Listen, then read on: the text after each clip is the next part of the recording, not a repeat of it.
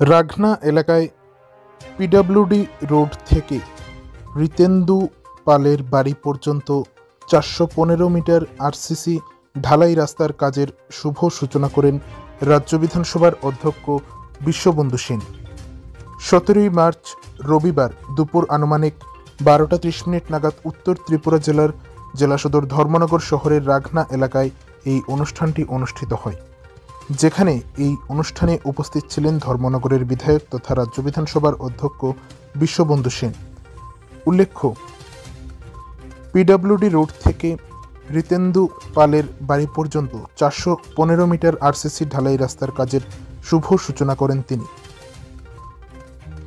যেখানে ওনার সাথে উপস্থিত ছিলেন উত্তর ত্রিপুরা জেলার বিশিষ্ট সমাজসেবী তথা ভারতীয় জনতা পার্টির ধর্মনগর মণ্ডলের মণ্ডল সভাপতি শ্যামলনাথ মহোদয়। উপস্থিত ছিলেন ভারতীয় জনতা যুব মোর্চার ধর্মনগর মণ্ডলের মণ্ডল সভাপতি রাহুল কিশোর রয়। উপস্থিত ছিলেন জগজ্যোতি দেব সহ ভারতীয় জনতা পার্টির অন্যান্য কার্যকর্তারা।